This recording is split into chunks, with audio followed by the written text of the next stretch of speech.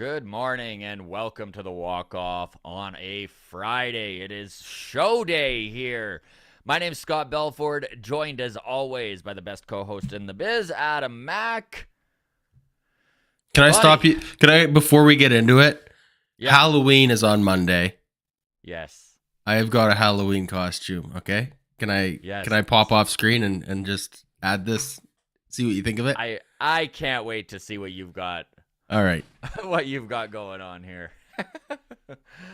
For those of you in audio land, this is really the biggest twisting of the knife, if you will, because Adam Mack getting his Halloween costume on. Ta-da!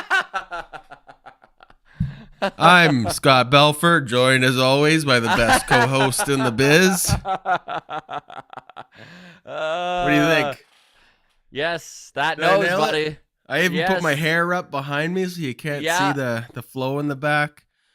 Taking our daughter trick-or-treating. My wife is dressing up as me, and I am dressing up as you. So, well, you look good, bud. You look great. You so much. There you go. Right. Let's get into baseball talk, shall we? Yes. For those of you on the audio side, you're just going to have to imagine the fact that Adam has glasses and a big nose on right now. We're twins. We're twins. We're exactly the same. And holy Except crap. I don't know about the Eugene Levy eyebrows. These aren't. I should have trimmed these down a touch. Yes. Those aren't Belford eyebrows at all, but that's all right. Okay. First of all, before we get into a very big show, baseball finally back after a week of rest for these teams going into the World Series, but we've done very well on the interview side of things, buddy. It's kind of nice to be sitting down and talking to ball players again. This is something that we did substantially over the last offseason, and I know that our interviews kind of became mostly analysts and, TV personalities. TV personalities over the season. But it's really great to be sitting back down with ball players again. I know that we had a good chat with TJ Brock of the Vancouver Canadians, one of only 3 guys in the Blue Jays organization, by the way, outside of Jordan Romano, who hits triple digits with his fastball. Very cool. He is throwing 100, and that interview was really cool. And he even gets into when he finally did. He said the breaking point was hitting 99. Once he hit 99, he was like, "Oh yeah, I can hit triple digits." We also had a great interview with Davis Schneider, which we released just yesterday. Second baseman, left fielder for this organization, who started with the Vancouver Canadians and had a real breakout season this year after 5 years in the org. Moved up to AA, moved up to AAA by the end of the season. Great bat on him and a very versatile fielder. Great chat as well, so you can check that out. And then, of course, Jimmy Robbins. We sat down with a couple days ago, and we're releasing that interview tomorrow, but he's a pitcher within this organization, left-hander. One of my favorite dudes we've sat down and chatted with, not to rank anyone, but he was so great. Like he's struggled with injuries over the last 3-4 years. And this is a dude who's finally healthy and seeing success, and it's really exciting, man. It's cool to watch this 24-year-old get on the field and kind of start to ascend up the ranks. Probably going to wind up in AAA next year is my guess, and a dude who very well, for an organization that lacks left-handers, with a repertoire. This guy has 4 pitches that he can move all over the zone. For an organization that lacks that sort of pitcher, very likely that we might even see him in a Blue Jays uniform in 2023. So again, Jimmy Robbins of the New Hampshire Fisher Cats. That episode is going to be released tomorrow. All right, so there's the teases for our interviews. We're going to get into this thing. The World Series finally gets underway today. We're going to talk Phillies and Astros. George Springer had surgery on his elbow yesterday. No big surprise, but what does this mean for 2023? Silver Slugger Award finalists were announced as well yesterday, and there were plenty of Blue Jays involved. Catching experience is something that Adam and I talk about pretty frequently here on the walk-off. How much does it actually matter, though? Is it an intangible, or does it actually make a difference? We're going to deep dive into that subject. Anxiety continues to escalate in Yankee land about Aaron Judge and whether he will and wants to remain in New York. It is delicious. We'll get into that. And free agency starts 5 days after the World Series. But, buddy, rumors flying everywhere already, so we'll pick off some of the easy ones there and get into that. Let's start with the fact, finally, after almost a full week off, the World Series gets underway today. Listen, my baseball brain has a tough time wrapping itself around this rest. I know you're more of a football fan, Adam, than I am. You're used to a week between games at times, but this was not what I like. It felt too long. I can't even imagine as the teams just finally getting to that World Series, having that momentum, feeling it, and then sitting around for 6 days. I'd have to really go back through the playoff history. I don't remember this happening. I don't ever in my life. Like, I'm sure it has, but 6 days is a lot. It is a lot. It is a lot of time. So was this too much rest? I mean, without the Yankees involved in this series to complain about things that affect both teams, we'll never know. We'll never know. I guess the rest versus rust argument is kind of a moot point because it is affecting both teams equally. Mm-hmm. Both NLCS, ALCS obviously ended the same day. It's weird that, like, it just lined up this way. The pitching rotations are going to start with their guy game 1 for both teams. You know, nobody had to. This really, if anything, in my opinion, dude, benefits the Philadelphia Phillies. Because if there is a team out of the Astros and the Phillies that lack depth, and we've talked about this whole playoffs, and the Phillies have made it a moot point. But if you just look at these lineups and start going into the bullpens especially, I mean, it thins out pretty quick with Philadelphia and a lot faster than it does with Houston. So having their top guys rested and being able to line up Aaron Nola to be able to pitch in 3 games this series if he needs to, game 1, 4, and 7. I mean, dude. Yeah, no, you probably advantage Philly. I guess maybe not advantage Philly. I think Houston still has the better starting pitchers. But like you said, who does this if time the rest off is help benefiting more? Anyone? Yeah. Yeah, I would say you're right there. So good call.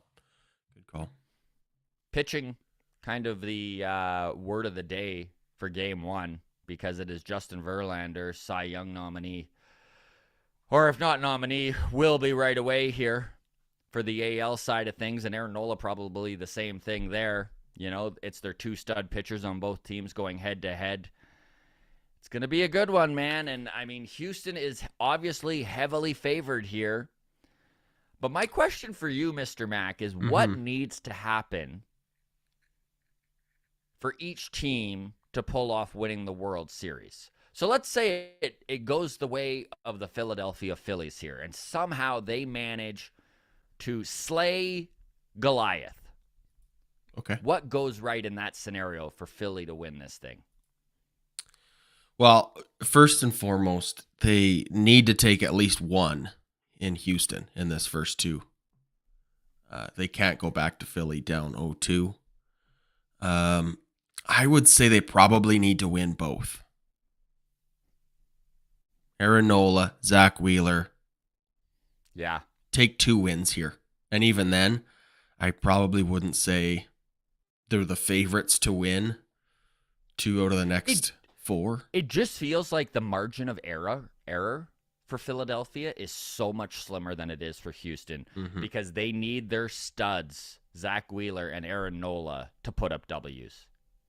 And they need the bats to stay hot from Bryce Harper and Schwarber. Like,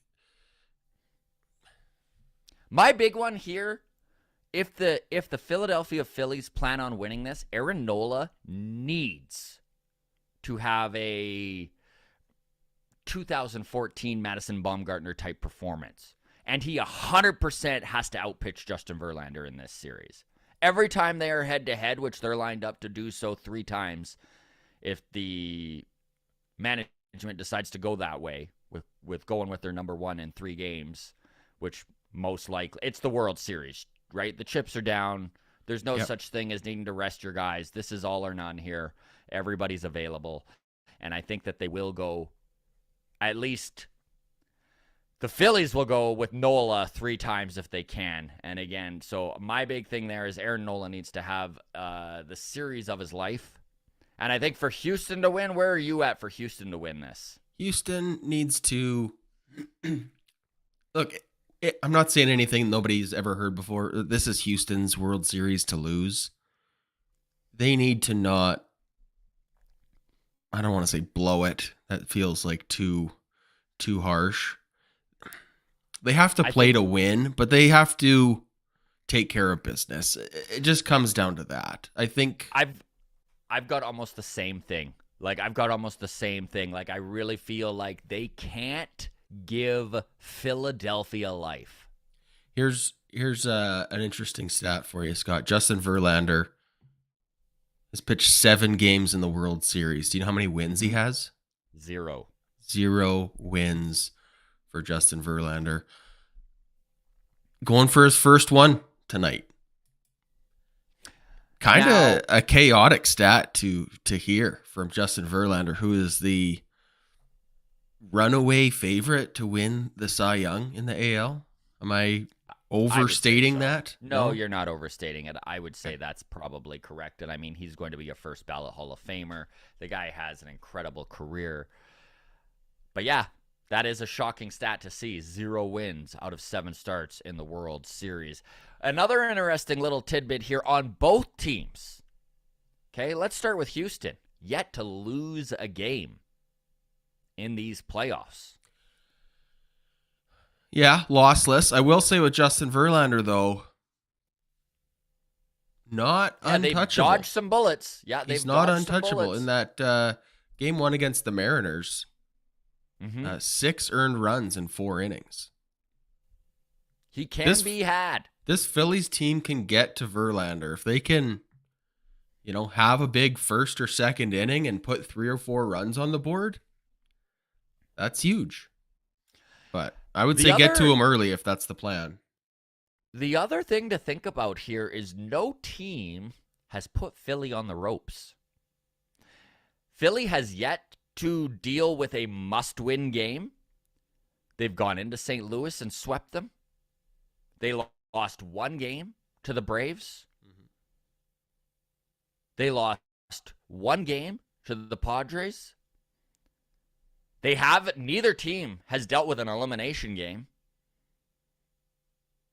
This is going to be an interesting series. I think that I think where Houston, if Houston's going to win this thing, again, they cannot give Philadelphia breathing room. They cannot. You said it best, man. Houston really needs to probably take both games in Houston, and Philadelphia probably needs to take both games in Houston if they plan to, or at least one. This series is going to be a fun one to watch. It's going to be really pitching heavy in these first 2 games, but it's going to be the offense that wins it, obviously. All right. So you asked me what needs to happen for either of these teams to win. I'm going to ask you World Series MVP predictions. Go. Ooh. Well, I think I'm going to stick with what I was saying about Philadelphia, and if they are going to win, they're going to need a huge performance out of Aaron Nola, and I would say to the point where he is the World Series MVP. I think where Philadelphia can wind up hoisting the World Series and putting on those big fancy rings is if Aaron Nola just dominates, and he has the ability to do that. So my pick for the Phillies would be Aaron Nola. For Houston, I think that Jose Altuve is probably the guy with the most experience here. He's kind of the backbone of this team. He's got a ton of leadership. He's been there before. Of course, he was with the team in 2017 when they, quote, end quote, won the World Series. He was there last year. And he's struggled so far. So I think a big series out of Jose Altuve would be what puts Houston over the top, and I would predict Jose to take that MVP award. Who do you have? Well, I'll start with the Astros. Jose Altuve was my choice as well. Career numbers in the postseason: 286 batting average, 908 OPS. Not bad there at all. 23 home runs, 49 RBIs. The guy's in a gamer. 79 games played. This postseason, however, has not been the case. 094 is his batting average through the first two series. He's gone 3 for 32 at the plate with an OPS under 300. That's not going to get it done, even though it has been getting it done for the Astros. If he hits 250, 300 this series, I think it's in the bag. I think the Astros... It is so hard to take you seriously with those fucking glasses on. Dude, I have to look at you every day with these stupid glasses. No, okay. I don't want to say Altuve because you already picked him, so I'm going to go with Pena. Okay, I like that. He's having a good postseason. He's not going to win Rookie of the Year because I think Julio Rodriguez has that wrapped up in the AL. But I think as a nice little consolation prize, Pena World Series MVP, that'll be a nice piece of hardware for him. I'm seeing like a 3 home run game or something absurd out of the kid, you know? Something absurd. I like that because I put $3 on Jeremy Pena to win the MVP, and if he does, I'm bringing in money. $40. Big but money. I also put $2 on Brandon Marsh to win it, and if he wins, I win $202. Wow, very nice. There's 101 odds. Why not? Crazy things can happen. On the Phillies side, my World Series MVP is going to be Zach Wheeler. Like it. Yeah. I think if the Phillies are going to do damage, they're going to need both those guys, Nola and Wheeler, both going. I think Wheeler, has the potential to pitch game 2, pitch game 5, maybe come in relief in game 7, if it goes that far. I don't know. I think it's going to be a good season or a good series. I'm really looking forward to it. Me too. I mean, I'm hoping for the Phillies. I'm predicting the Astros. How about yourself? Yeah, I'm probably in the same boat. Yeah. Probably in the same boat. Okay, let's move on to some Blue Jays news here. Center fielder for the boys in blue, George Springer. Of course, he's had a injury-marred last couple of seasons. I know that everyone in Blue Jays land was well aware of his elbow injuries throughout the 2022 season. He definitely limped through them by the end, definitely trying to avoid surgery so he could stay on the field for this team, and to none of our surprise, wound up getting that elbow surgery to remove bone spurs just yesterday. According to reports, he is going to be ready for spring training. Was it elbow surgery? Yes. Removing those bone I'm spurs. Certain you texted me in the show notes, shoulder surgery. Nope. You definitely said had surgery on his elbow yesterday. All right. Well, we'll have to edit the title of this video. What an idiot. Well, I'm sorry, buddy. There we go. The glasses don't mean I'm smart. I've been working hard to get Adam the show notes a little earlier so that he can put his work in with the thumbnails, and look at this. Just a blunder here. What an idiot. What an absolute idiot. I'm sorry, guys. All right, elbow surgery for George Springer. So according to what your thoughts are, we've talked about this many times. This isn't just your thoughts. This is yours and mine, and a lot of the people in Blue Jays land, that it would probably be best for this organization if they find a way to move George Springer from center field to right field, where it's a little bit less of a stringent position on his body. Mm-hmm. With him getting elbow surgery, and it's seemingly being that he should be fine for 2023, this is good news, right?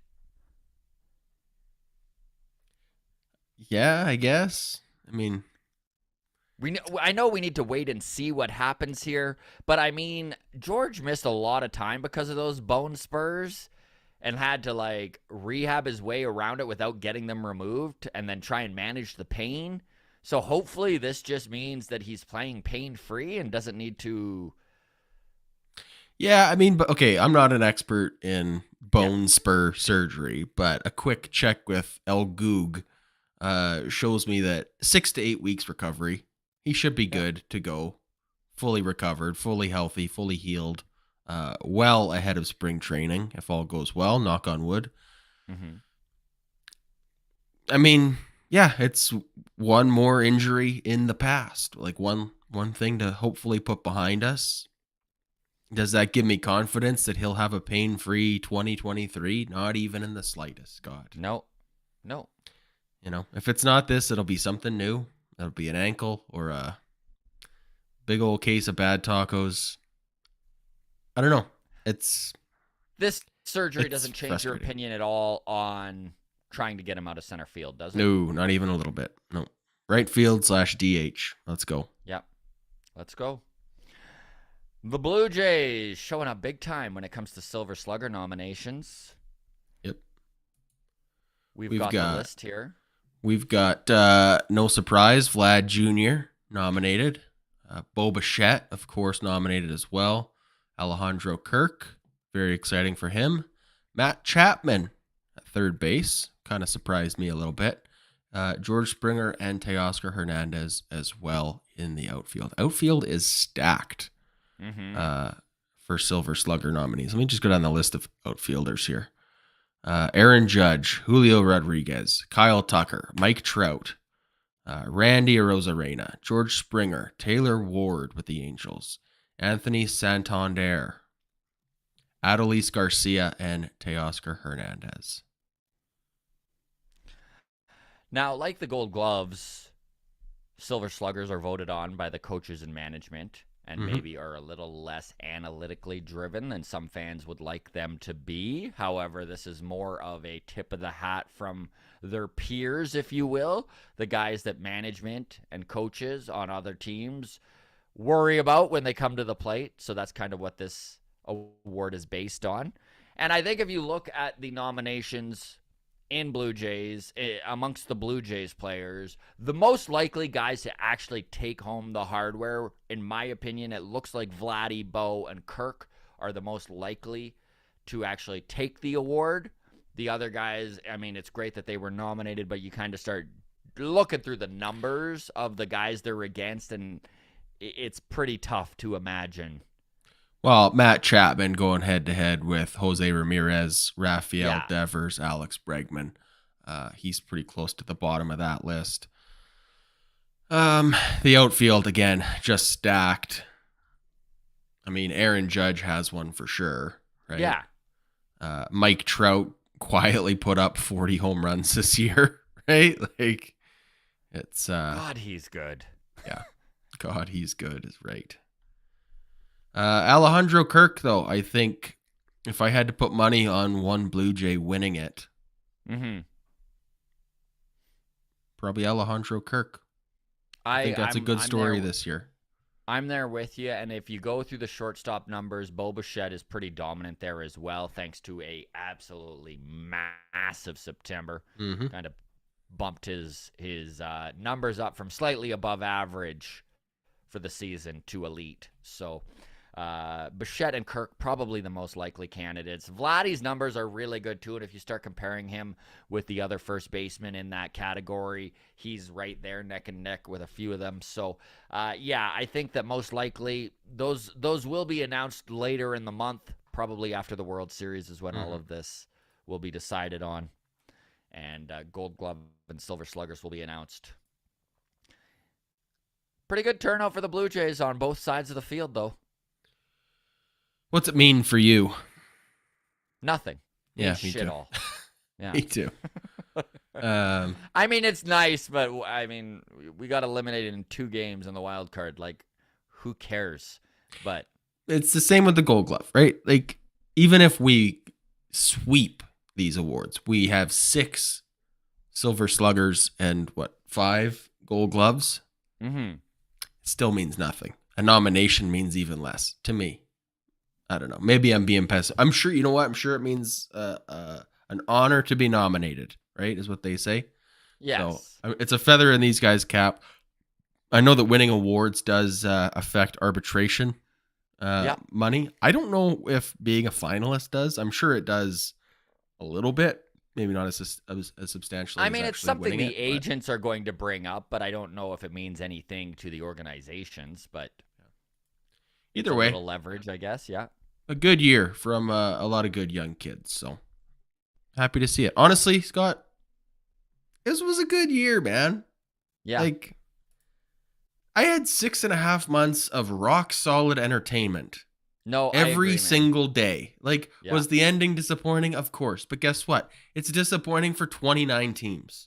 Yes. Right? If the Phillies lose in 7, do you think Phillies fans are going to not be disappointed with the outcome? Yeah. Right? Like, yeah. Of course. So 100%. I'm not ready to throw batteries at them just yet, but it was a great season. You know, happy to be a Jays fan. It's a good time to be a Jays fan. But there are changes coming. There are big changes.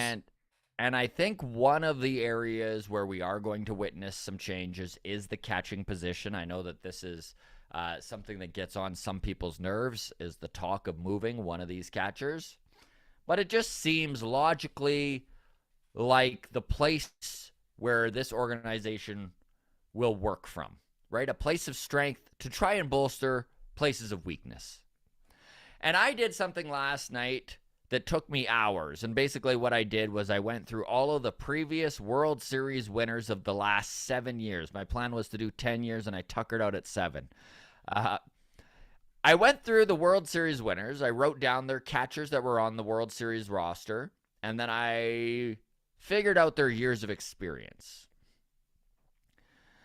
I did this for a few reasons. Number one, friend of the show, Craig Ballard, brought up a really interesting idea when it comes to how to bolster some of these places of weakness within this Blue Jays organization. And his idea was to take the catching position, open it up to the open market. Tell the other 29 teams all 3 of these guys are available. Take the top 2 offers, no matter who they are. Right. Move on from those guys, go out and get a veteran catcher and roll with that tandem.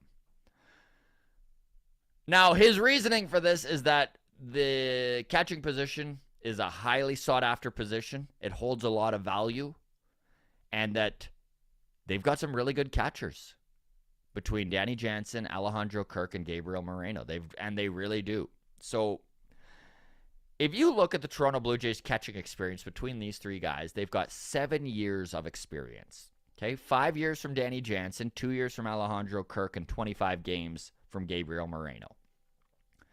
Now, Danny Jansen, yes, he has 5 years of experience, has had plenty of injury problems.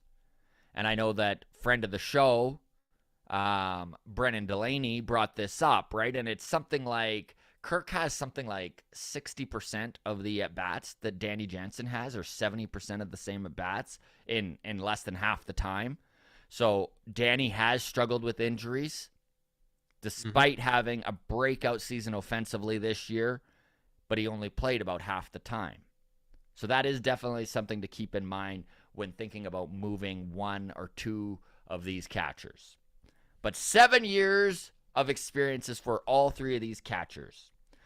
Okay, so World Series catchers over the last 7 years. 2021 Atlanta Braves, they had 11 years combined experience between William Contreras, who was a rookie that year, and Travis d'Arnaud, who was a 10-year veteran.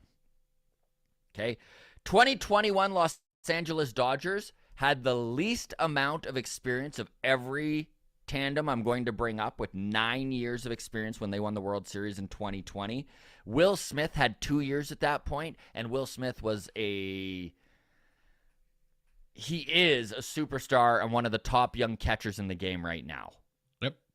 Austin Barnes, backing him up, had 7 years of experience. The Washington Nationals in 2019 had 20 years of experience between Yan Gomes with 8 years and Kurt Suzuki with 12 years. The Boston Red Sox in 2018, 15 years combined experience between Sandy Leon, Blake Swihart, Christian Vasquez. Okay? 2017 Houston Astros, 22 years of experience combined between Brian McCann with 12 years, Evan Gattis with 5, and Juan Centino with 5. Chicago Cubs, 2016, a quarter of a century of experience on that World Series roster. David Ross, 14 years, Miguel Montero, 10 years, and rookie Wilson Contreras with 1 year.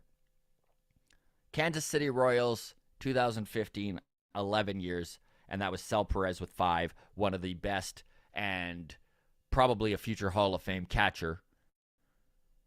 Yeah. And then Drew Butera with 6 years. In fact, if you look, other than Will Smith, no starting catcher on a World Series team had less than 6 years or 5 years of experience. Now, I'm not saying experience is the be-all and end-all. It definitely does not. Just getting some old catcher that doesn't hit isn't necessarily what I'm saying. But what I am saying is that maybe moving a catcher or two and going out and getting a Christian Vasquez, for an example, an experienced dude with 8-9 years who has handled a pitching staff and knows the ins and outs of how to call a game, maybe that is something the Blue Jays should and are looking into. It kind of surprised me when I started to look at some of them, like 25 years of experience for that Chicago Cubs team. 20 years for that Washington Nationals team. Like there's a lot of experience. And the fact that 9 years, which is 2 years less than the Blue Jays, was the lowest out of all of those 7. So the value of an experienced catcher, you're saying, would that have made a difference with Alek Manoah in Game 1 against the Mariners? These are intangible. These are intangibles. Like, we know he like the battery of him and Alejandro Kirk, and they're best buds, and they play Xbox together and all these things, or whatever they do, right? But would a David Ross type have gotten more out of him? Or even just help settle the nerves beforehand, right? I guess is where I'm maybe not necessarily when it comes to the pitch calling in game, but maybe a little bit of like settling the nerves ahead of time. Mm-hmm. I don't know. I don't even want to go down that road, because then it sounds like I'm saying Alek Manoah, the game was too big for him, like he was nervous. I don't want to go down that road. I will say Houston Astros, 3 catchers heading to free agency this offseason. Mm-hmm. Martin Maldonado, Christian Vasquez, and Jason Castro, all free agents after this year. Maybe they re-sign. Maybe they're in the market for a good young catcher. Maybe they have pitching that they can send back the other way. Maybe they already have one of the Gurriel bros and would like a second. Maybe Craig Biggio works in the front office and wouldn't mind having his son on the team. Maybe there's a deal to be made with Houston, is all I'm saying. Am I crazy? That's a really good point. And also, all those catchers you just brought up, tons of playoff experience. Exactly. Again, I don't want to overstate how much experience actually matters, but it is an intangible, and it is something to think of. And experience can be acquired, not necessarily need to go through the trenches and get it yourself, which is what this Blue Jays team has done in the last couple of years. Did you have anything to add there before we move on, buddy? No. I love all of our catchers. I would be happy with any of them that remain, or all of them that remain. My only concern is with Alejandro Kirk, and it's only based on the DH of it all and the George Springer elbow of it all. Mm-hmm. Love Kirk, but it's the same reason the Yankees. We always have to bring that up, buddy? Where it's just like it can't be ignored, man. I know there's so much love for Alejandro Kirk. It's the same reason the Yankees cannot go out and get Shohei Ohtani if they lose out on Aaron Judge. they already have a full-time DH named Yeah. Giancarlo Stanton, and they can't play him in the outfield 160 games when old Shohei is the DH, and you're not going and getting Shohei Ohtani so that he can just be a pitcher and not be a DH, right? So like you can only have so many DH. Man, I'm over this. Let's move on to the next thing. I'm sick of this DH talk. Let's talk New York, as the offseason is in motion for 28 teams. Reports and rumors continue to surface from Yankees players. Okay, and this could be truly getting blown out of proportion. It is something that New York media does love to do. But if there's anything that us sports fans have learned over the years, it's that where there is smoke, most often there is fire. All right? I know John Heyman came out just the other day and said there appears to be some real concern within the Yankees ranks about their chances to keep Judge. The Yankees expect to be the highest bidder, figure they'll start just north of his original ask of $36 million a year. They just aren't sure how badly he wants to stay. Heyman continues, Judge has never uttered a negative word about the Yankees, but there was a clubhouse sense he has a bitter taste in his mouth following spring training negotiations. A source suggested he didn't see why he should be below Anthony Rendon's annual $35 million a year contract. Which is a very good point. Buddy, is it possible that Anthony Rendon's contract is literally screwing up the entire market? He's a comparable that shouldn't be used as a comparable, right? I mean, he's going to attempt to be a comparable, but that's such a weird... It's so unfair for agents to point at that, which is probably the worst contract in baseball right now, and be like, well, we deserve more than that. Look at what his numbers are, right? Yeah, I mean, I think it's funny, but I also think that, like, you'd have to be naive if you were even the agent to think that that was a realistic argument. Agreed. Right? Like, it's clearly a bad you can't just point to like a terrible contract and go, we deserve better. Like, because then everybody is worth more than. One thing that all of this Aaron Judge stuff coming up has really made me appreciate is the front office of the Cleveland Guardians. Because, my God, dude, the way they locked up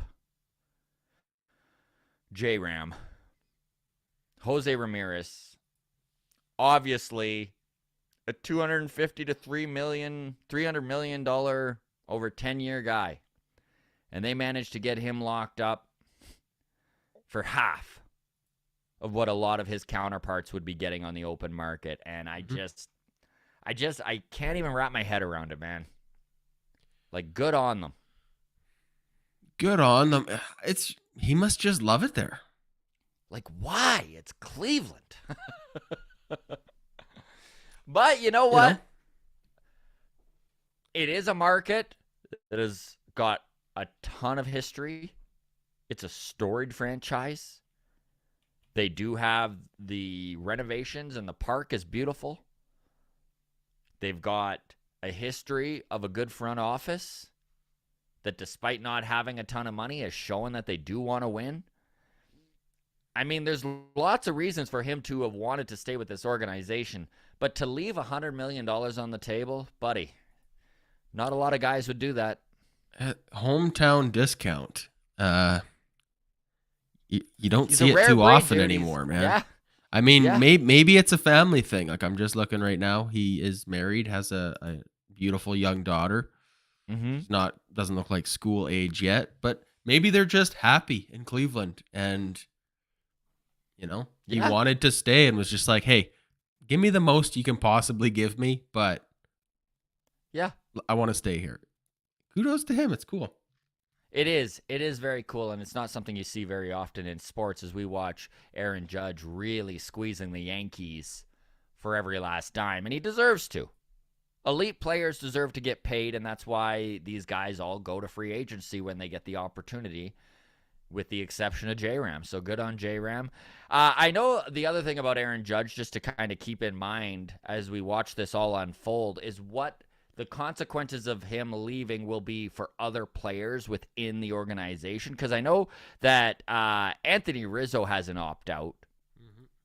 And even if he can't get more money, even if he's going to probably take a similar deal, I know one thing that Rizzo was quoted saying earlier this offseason for the Yankees when they just got eliminated was Judge single-handedly won us 40 games last year. So minus 40 games off our record this year, and that's where we're at.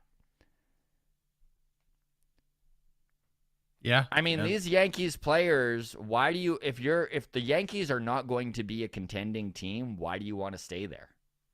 Well, especially again, not to harp on the fan because the fans base. are going to make life difficult on you. They certainly are. And look, we talked about this last episode, and man, did Yankees fans ever come to our comment section.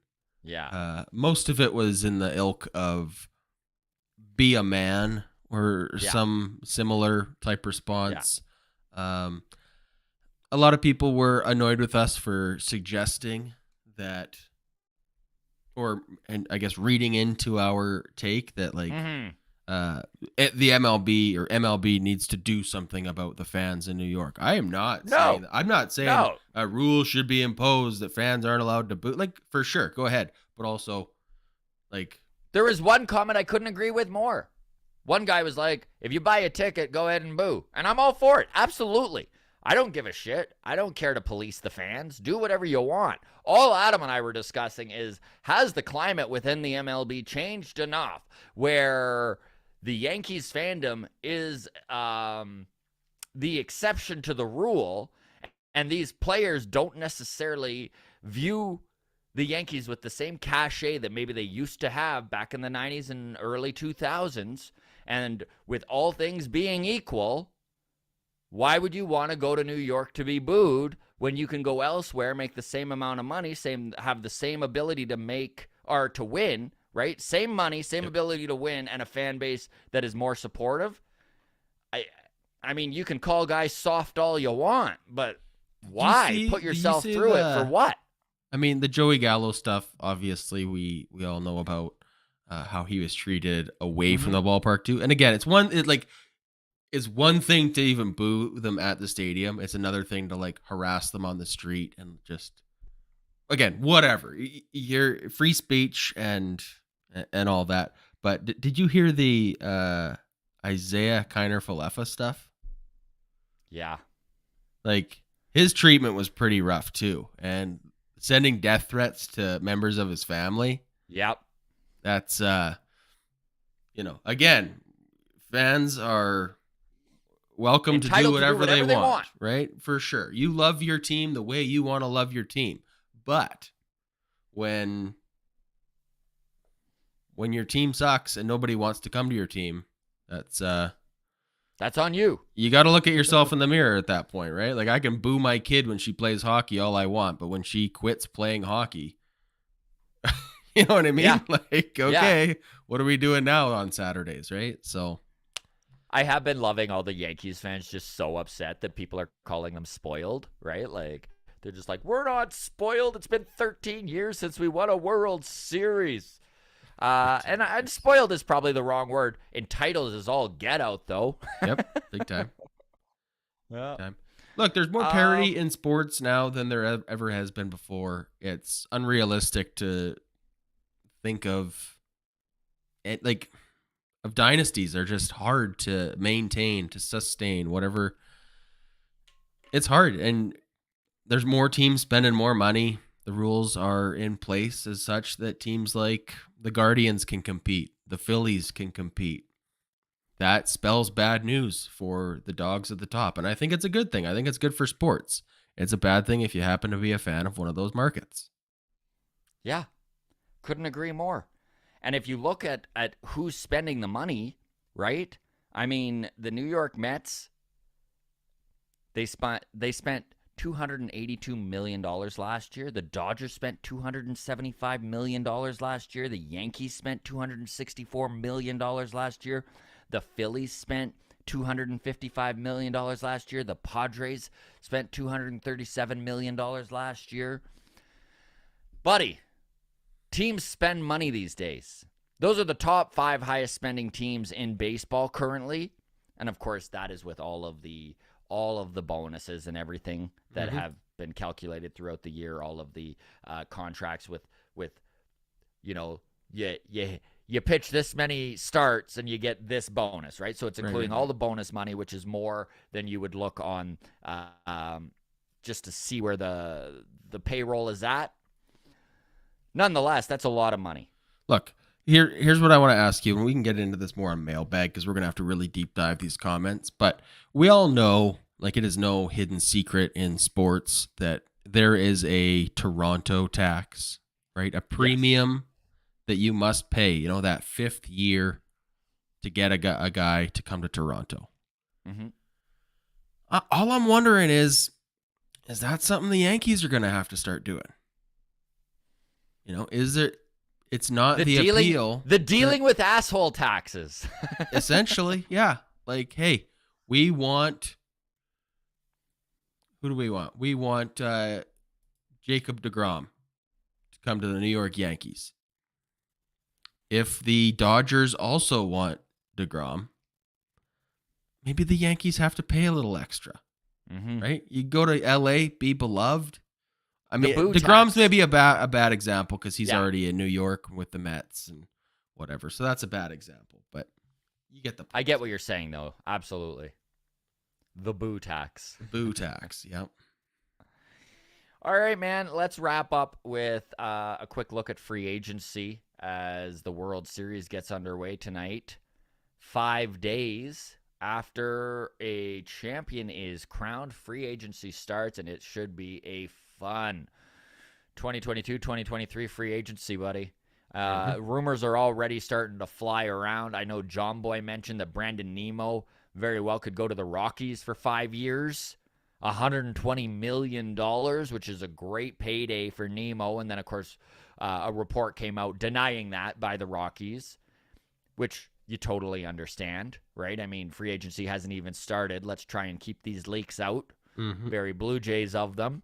The big money free agents are hard at work tying teams to their agents, right? Like these agents, they do everything they can to make it seem like everyone in the world is involved. There's a laundry list of teams that have already been stated interested in Jacob deGrom, including the Blue Jays, because, of course, any team with money is going to be tied to these biggest free agents. The Jays, without a doubt, are going to be an interesting team to watch this offseason. Some major changes could be coming. The Yankees and Aaron Judge saga, that's going to be incredibly interesting to watch going forward. The Padres are maybe the most intriguing team of them all. I mean, Mike Clevenger and Sean Manaea are gone from the rotation at the end of the year. Johnson, Stammen, Martinez, Suarez, potentially from the pen. Brandon Drury, Josh Bell are both free agents. Profar is maybe gone. Manny Machado has an opt-out in 2023. Buddy, it is going, and the Padres don't shy away from spending money, so it is definitely going to be an interesting off-season there. The Trevor Bauer stuff is going to be interesting. I mean, everybody hates the Astros. Houston might as well just sign Bauer. Who cares, right? Especially if they can get LA to pay half that contract. Now, there are almost zero free agents from this year's Blue Jays. Okay? We know Ross Stripling and David Phelps are pretty much it. But if you look a little further ahead in 2023, some things to keep in mind which could affect the way the Blue Jays operate this season. Okay? Free agents after 2023 for the Jays, Hyun-Jin Ryu, Yimi Garcia. Now, he does have a club option for $5 million, which will probably be picked up. Anthony Bass is going to be a free agent. Matt Chapman is going to be a free agent. Teoscar Hernandez, Lourdes Gurriel Jr., Raimel Tapia, Whit Merrifield. Right? So it is going to be interesting to see how the front office of this Blue Jays organization operates in 2022 going into 2023, knowing that they have a substantial chunk of guys coming off the books after next year. Yeah, lot of 1-year rentals potentially to be Truly. traded. So Truly. man, it is going to be one chaotic offseason, not just for the Blue Jays, for all of really baseball, is. but it is exciting that the Blue Jays are going to be involved. Let's leave it at that. We can speculate on who's coming where and who's going what all off season long. But thank you so very much, everybody, for paying attention and following us to this point in the cast. If you are still watching or listening, please hit subscribe. If you have yet to do so, maybe give us a like. It's always appreciated. So excited for the game tonight. Phillies and the Houston Astros. World Series finally starting, man. Here we go.